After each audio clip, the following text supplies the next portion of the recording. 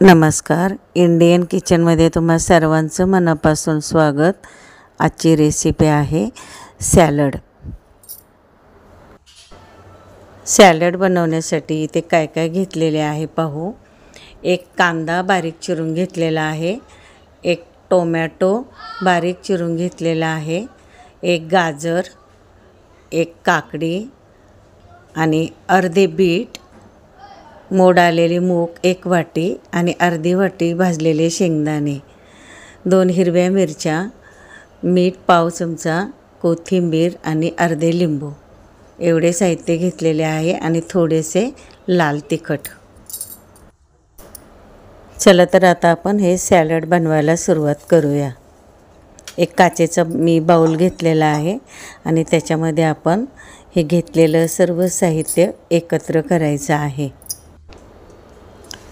Salad खाणे आरोग्यासाठी खूप फायदेशीर आहे आणि ते आपल्या आहारात समाविष्ट करणे आवश्यक आहे. सॅलड तयार करताना भाज्या, फळे यांचा वापर केल्यास त्यातून आपणाला विविध जीवनसत्वे आणि खनिजे मिळतात.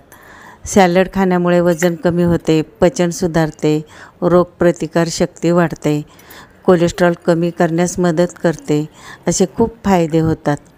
सॅलड तयार करताना त्यात सैंधव मिठाचा वापर करणे अत्यंत गरजेचं आहे. इतर मसाले कमी प्रमाणात टाका आणि चव वाढवण्यासाठी लिंबू, मिरपूड टाकले तर अधिक चव येते. सॅलड जेवणाआधी खावे आणि कच्च्या स्वरूपात खाल्ले तर अधिक चांगले. कच्चे सॅलड आणि शिजवलेले अन्न एकत्र घेतल्यास पचनक्रियेवर त्याचा वाईट परिणाम होतो. त्यामुळे जेवणापूर्वी सॅलड करणे आणि ते खाणे आवश्यक आहे. मोठ्या प्रमाणात पोट भरले जाते आणि अतिरिक्त भूक कमी होते आणि आपले वजन नियंत्रित राहते. रात्रीपेक्षा सकाळी सॅलड खाणे महत्त्वाचे आहे कारण पचन चांगले होते. सॅलडमुळे मधुमेह नियंत्रित राहतो असे अनेक फायदे आहेत. सॅलडमध्ये अनेक प्रकारच्या भाज्या असतात, त्याच्यामुळे मुलांनासुद्धा आपण सवय लावणे चांगले गरजेचे आहे. सॅलडमध्ये व्हिटॅमिन ए, सी भरपूर आहेत, म्हणून सॅलड आपल्या शरीरास खूप फायदेशीर आहे. मी हे सर्व साहित्य घेऊन सॅलड तयार केलेले आहे. तुम्ही त्याच्यामध्ये मोड आलेली मटकी किंवा डाळिंबाचे दाणे याचासुद्धा वापर करू शकता, इतर भाज्यांचाही वापर करू शकता.